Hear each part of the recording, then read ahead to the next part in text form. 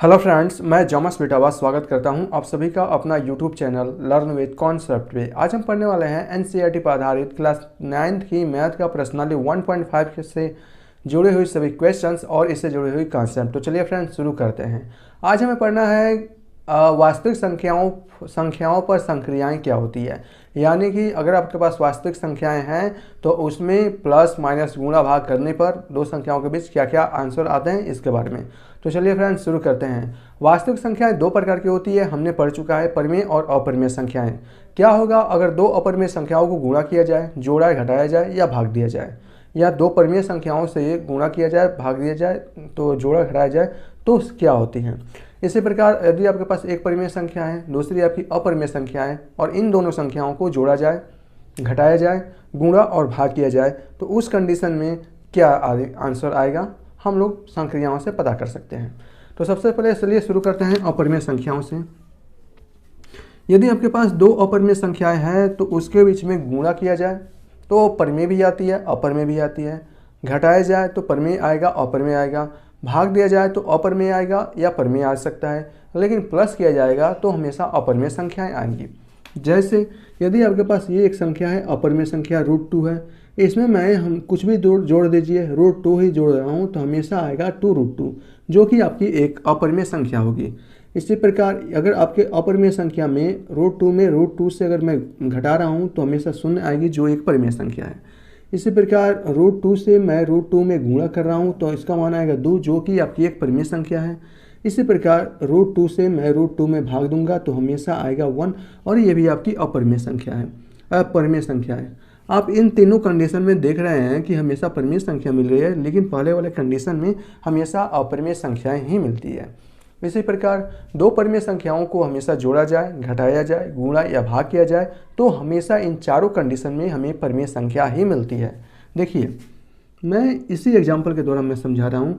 अगर हमारे पास एक परिमेय संख्या है 2, इसमें मैं 2 को जोड़ूँ तो भी आएगा एक परिमेय संख्या, और सॉरी ये आएगा 4 जो कि आपकी परिमेय संख्या है।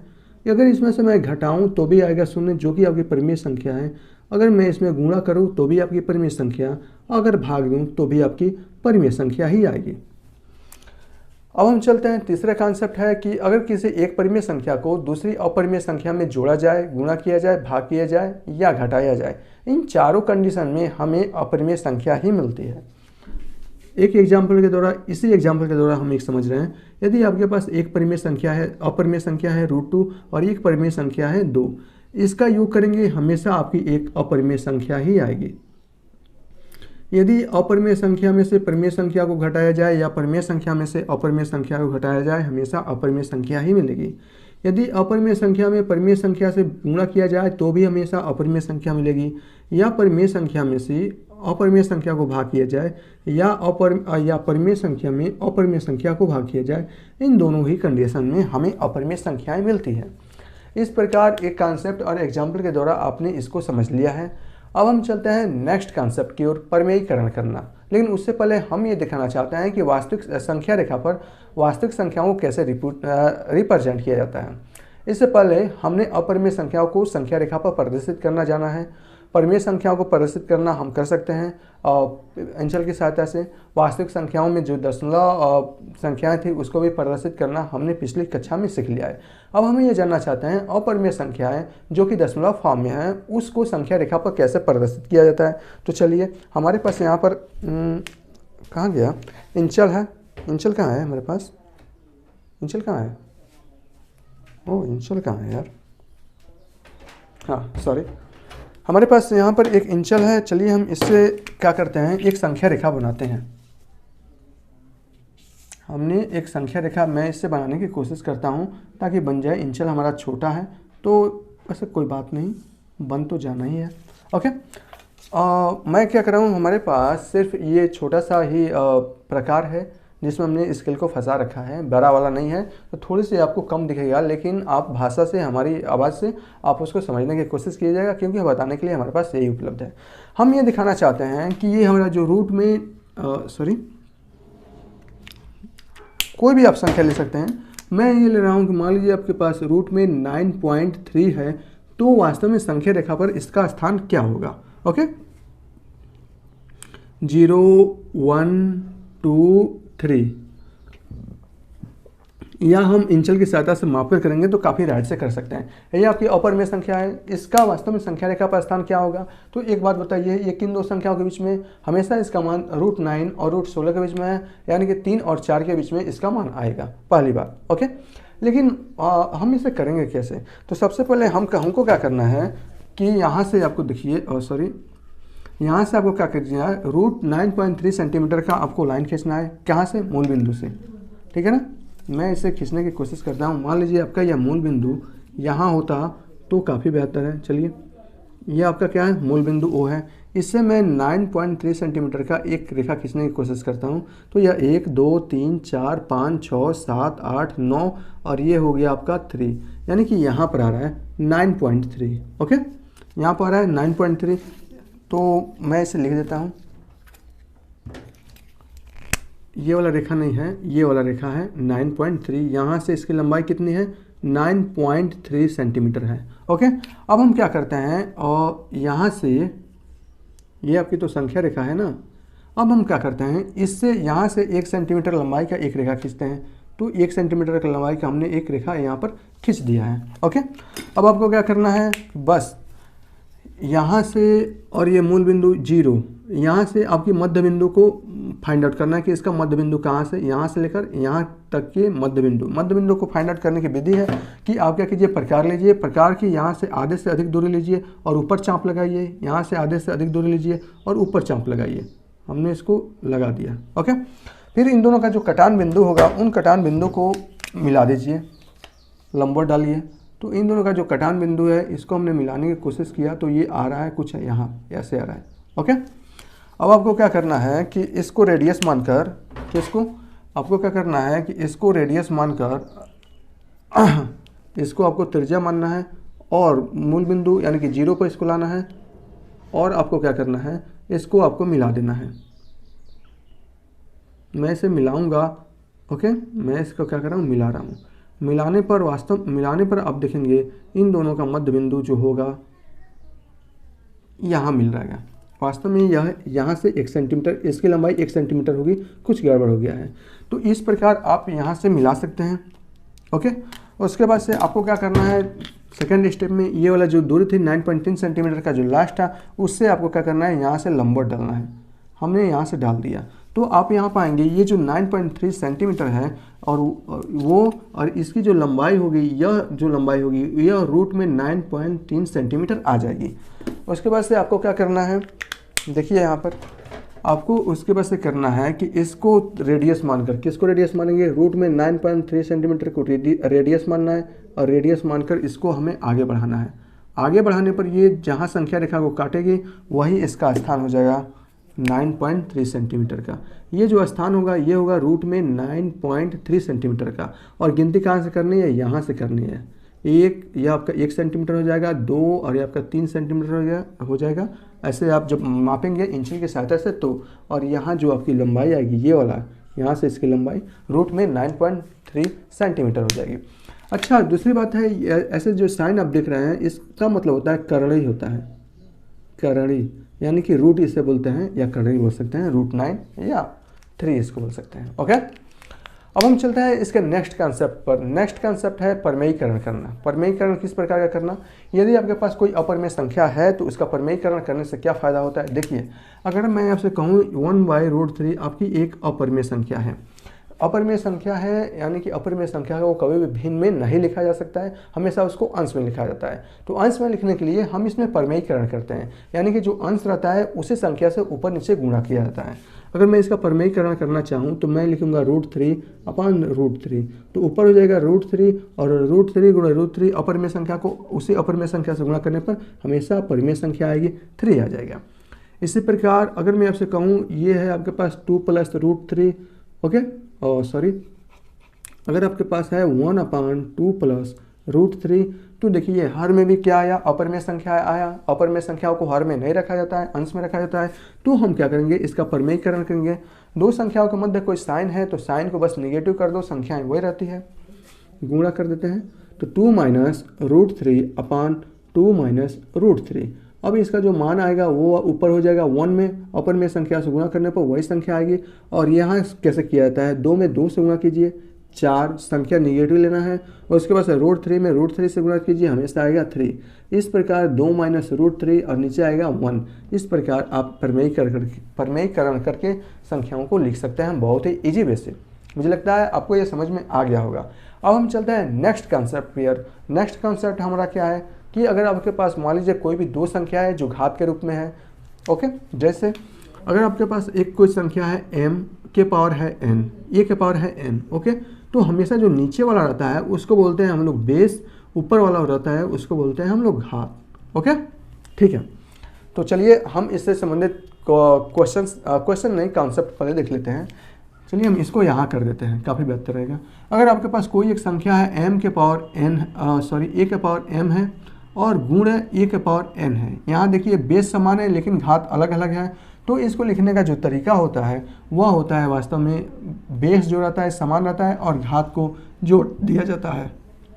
ठीक, हम एग्जाम्पल के थ्रू इसको समझते हैं। जैसे अगर आपके पास 2 के पावर 2 हो और गुण 2 के पावर 3 हो, तो इसका जो भी मान आएगा वह 2 के पावर 2 और 3 को जोड़कर लिखा जाएगा। 2 और 3 यानी कि 2 के पावर 5 जिसका मान होता है 32। आप ऐसे भी ज्ञात कीजिए तो आएगा 2 के पावर 2 का मान होगा 4, 2 के पावर 3 का मान होगा 8 और इस कंडीशन में भी आएगा 32। तो पहला जो आपका सूत्र है इसको आप याद करिएगा, ओके, और ये इसका कुछ एग्जाम्पल हुआ। अब हम चलते हैं दूसरे एग्जाम्पल की ओर। यदि आपके पास ऐसे दो संख्याएं हैं जिसके a के पावर m है और उसी के पावर n है और वो डिवाइड में है, तो इस कंडीशन में इनके जो घात होते हैं वो घट जाते हैं, m माइनस n होगा।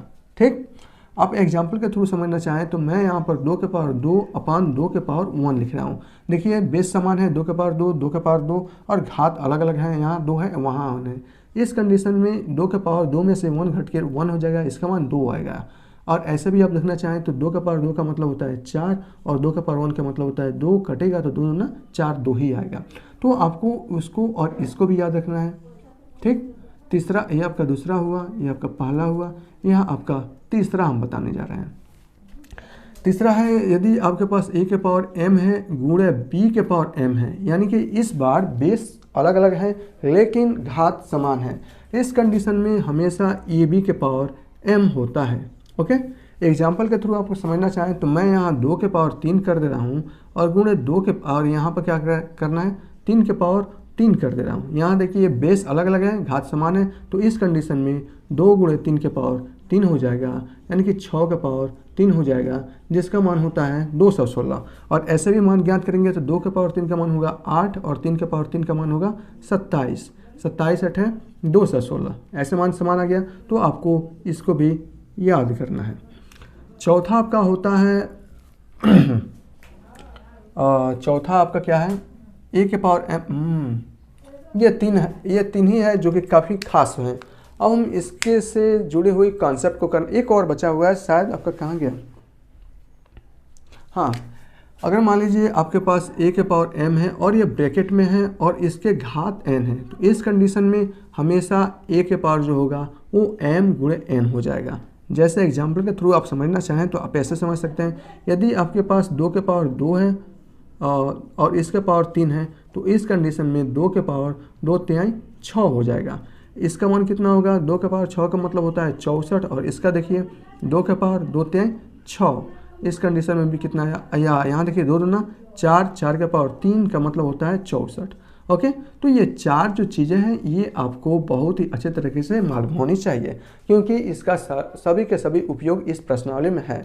तो चलिए हम इसे मिटा देते हैं और करते हैं। तो चलिए फ्रेंड्स शुरू करते हैं। अध्याय 1.5 के सभी क्वेश्चंस कंसेप्ट तो हमने कर लिए हैं, तो चलिए शुरू करते हैं। जो पहला क्वेश्चन है उसमें आपको ये बताना है कि कौन सी संख्या परमेय है, कौन सी संख्या अपरमेय है। दिए गए संक्रियाओं के आधार पर हम उसे बता सकते हैं। चलिए हम इसका पहला क्वेश्चन की ओर चलते हैं। ये आपका पहला क्वेश्चन है और यह आपका दूसरा क्वेश्चन है और यह आपका तीसरा क्वेश्चन है और यह जो है आपका चौथा है और यह आपका पांचवा है।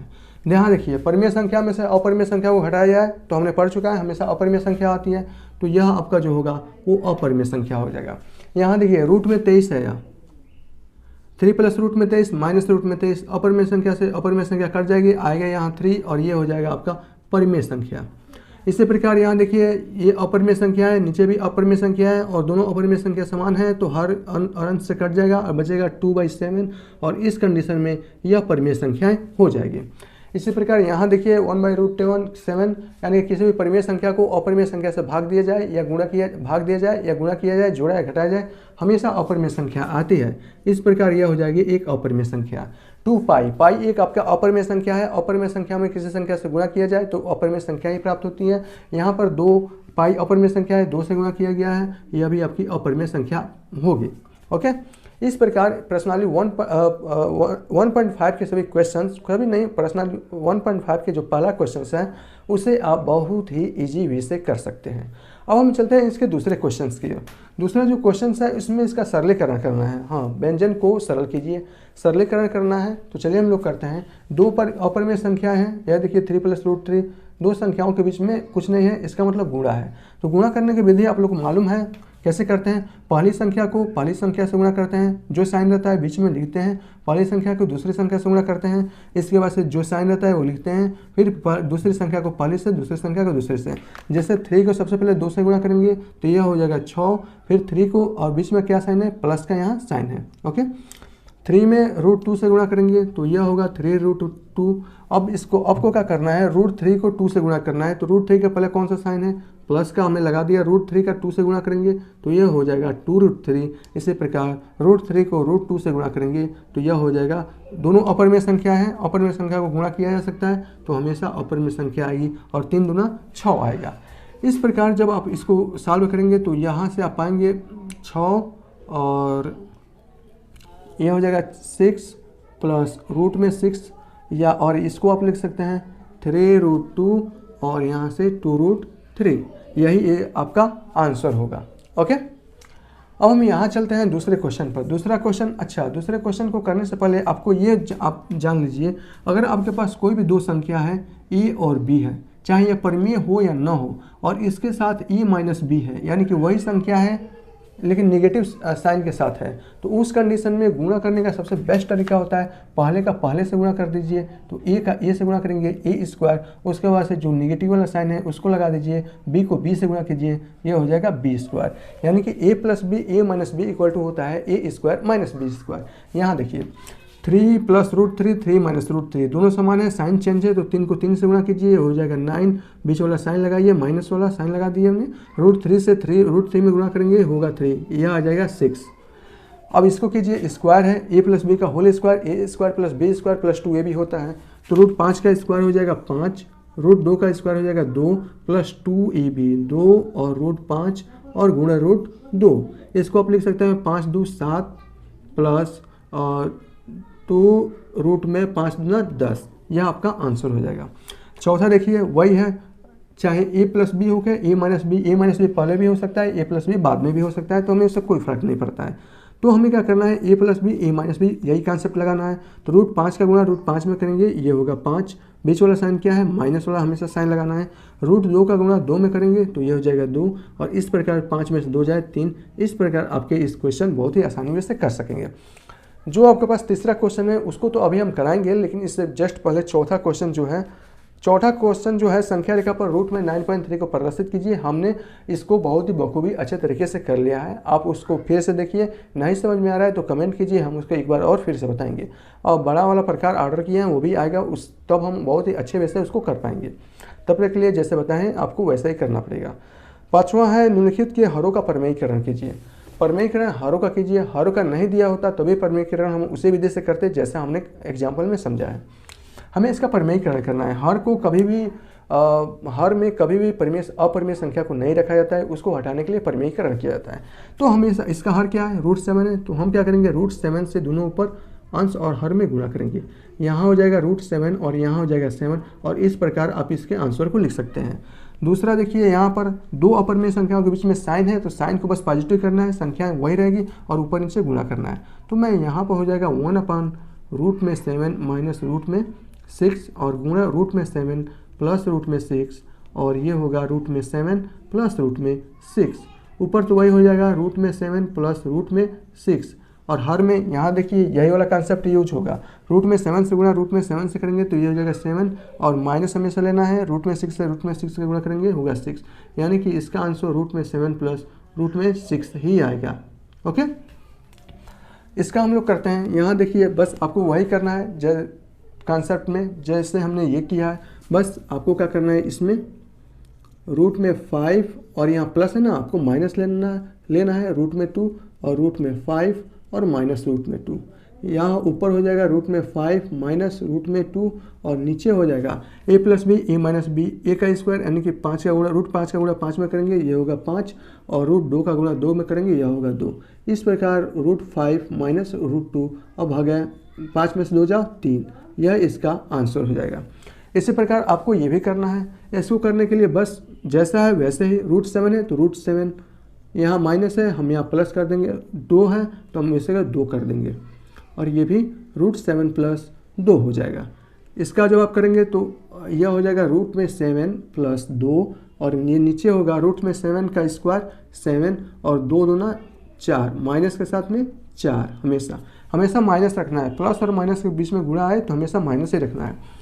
तो यह हो जाएगा 2 प्लस रूट में 7 अपान 7 में 4 जा 3 और इस प्रकार आप इसके आंसर को बहुत ही अच्छे तरीके से लिख सकते हैं। अब हम ये देखना चाहते हैं कि क्वेश्चन नंबर 3 क्या है। क्वेश्चन नंबर 3 दिया है, आपको यह ज्ञात होगा कि पाई एक अपरिमेय संख्या है। हम हमेशा अर्थात पाई बराबर c/d ये क्या है अभी हम समझते हैं। इस तथ्य का अंतर्विरोध करता हुआ प्रतीत होता है कि पाई अपरिमेय संख्या है। इस अंतर्विरोध का निराकरण आप किस प्रकार करेंगे, बहुत ही ईजी है। देखिए वास्तव में पाई आता कैसे है इसके बारे में हम थोड़ी सी चर्चा कर लें। यहाँ देखिए पाई कैसे आता है हम इसको जानना चाहते हैं। यदि किसी बिंदु को केंद्र मानकर अगर हम एक वृत्त बनाए, हमने इस बिंदु को केंद्र माना है और हमने एक वृत्त बनाया है, तो वास्तव में ये ऊपर वाला जो सर्किल वाला भाग है इसको हम लोग बोलते हैं ये हमारा परिधि हो गया और इस केंद्र और इस बिंदु को हम लोग बोलते हैं हमेशा मूल बिंदु। ओके, और देखिए मूल बिंदु से अगर हम वृत्त की परिधि पर अगर हम लंबवत लाइन खींचे या लाइन खींचे तो हमेशा ये लाइन लंबवत होती है और इसको बोलते हैं हम लोग त्रिज्या। ओके, यहाँ समझिए परिधि, मूल बिंदु और त्रिज्या क्या होती है। हमने क्या किया, किसी बिंदु को केंद्र मानकर हमने एक वृत्त बनाया केंद्र से परिधि और उस वृत्त को हमने उस वृत्त परिधि कहलाता है और जो मूल बिंदु से वृत्त की परिधि पर डाला गया जो लंबाई होती है उसको हमेशा त्रिज्या बोलते हैं। ओके, अब हम क्या करते हैं कि इस परिधि को खोल देते हैं, यानी कि यह एक बंद सर्कल में है, हम इसको यहाँ से काट दें या कहीं से भी काट दीजिए, काट कर हम क्या करें उसको ऐसे खोल दे रहे हैं। मान लीजिए खोलने के बाद इसकी लंबाई इतनी आ जाती है, उसके बाद से इसकी त्रिज्या को माप लेते हैं। मान लीजिए त्रिज्या की लंबाई इतनी आई तो इसकी लंबाई कुछ ना कुछ सेंटीमीटर में आएगी, इसको भी सेंटीमीटर आएगी। उसके बाद से हम परिधि को अगर हम C से और त्रिज्या को अगर हम D से नहीं त्रिज्या नहीं व्यास, हाँ इसको तो हम त्रिज्या बोलते हैं और त्रिज्या को R से प्रदर्शित करते हैं और इसके व्यास को 2R यानी कि D से प्रदर्शित करते हैं। क्या होगा यदि हम इसके परिधि को इसके व्यास से भाग दें तो सोचिए इसकी परिधि यानी कि इसकी परिधि जो है C को अगर हम D से भाग देते हैं तो हमेशा एक अपरिमेय संख्या पाई ही प्राप्त होता है जिसका मान 3.14 करके होता है और वो अपरिमेय संख्या होता है। ओके, चाहे आप छोटे से सर्किल लें, यहाँ देखिए अगर हम सर्किल को लंबवत बड़ा कर दें इस कंडीशन में यह आपका जो व्यास होता है वह व्यास भी आपकी क्या होते हैं बढ़ जाता है। व्यास त्रिज्या का दुगुना होता है और हमेशा मूल बिंदु से होकर पास करता है। ओके, तो त्रिज्या चाहे जितना भी बड़ा आप वृत्त ले लें उतना बड़ा आपका व्यास होगा, फिर उसके परिधि में उसके व्यास से भाग दिया जाता है तो हमेशा एक अपरिमेय संख्या ही आती है। ओके, तो इसका निराकरण हम अच्छा एक बात और है कि पाई का मान आप लोग देखे होंगे कि 22/7 लिया जा रहा था। ओके, तो ये 22/7 कैसे होता है भैया, पाई जो आपकी अपरिमेय संख्या है और 22/7 आपकी परिमेय संख्या है। तो देखिए पाई का मान जो होता है 22/7 नहीं होता है, लेकिन 22/7 ये प्रदर्शित करता है कि इसका मान वास्तव में 3.14 यानी कि जो अपरिमेय संख्या है पाई का उसके मान के लगभग बराबर होता है, वो मान सेम नहीं होता है। इसलिए हम क्या करते हैं पाई यानी कि अपरिमेय संख्या पाई को 22/7 के रूप में लिखते हैं, लेकिन इसका मान ये नहीं होता कि एग्जैक्ट इसका मान 22/7 होगा, नहीं, इसका मान एक अपरिमेय संख्या होता है। ठीक है ना, हम एग्जैक्ट वैल्यू तो नहीं होता है लेकिन लगभग वैल्यू उतना होता है, इसलिए हम इसको 22/7 के रूप में लिखते हैं। तो इसका निराकरण हम कैसे करेंगे, हम यहाँ लिखेंगे कि जो पाई का मान है 22/7 यह एक अपरिमेय संख्या होगी जब या तो इसके अंश या इसका हर दोनों में से कोई एक अपरिमेय संख्या होगी। ओके, हमको बस यही लिखना है निराकरण में कि पाई का मान 22/7 नहीं होता है लेकिन इसके बराबर होता है, इसलिए हम इसको 22/7 के रूप में लिखते हैं। 22/7 में या तो अंश या तो हर दोनों में से कोई एक अपरिमेय संख्या होगी। बस आपको इतना ही लिखना है। इस प्रकार प्रश्नावली 1.5 के सभी क्वेश्चन और इससे जुड़ी हुई कॉन्सेप्ट हमने कर लिया है। अब हम मिलते हैं इसके अगले प्रश्नावली में और वो भी पूरी कॉन्सेप्ट के साथ। तब तक आप वीडियो को लाइक कीजिए, सब्सक्राइब कीजिए और 1 या 2 बार हो सके तो कम से कम 2 बार इसको देखिए ताकि पूरी अच्छे से दिमाग में बैठ जाए। फिर भी कोई अगर इसमें फंसता है या कुछ चीज़ें की दिक्कत होती है तो आप कमेंट कर सकते हैं।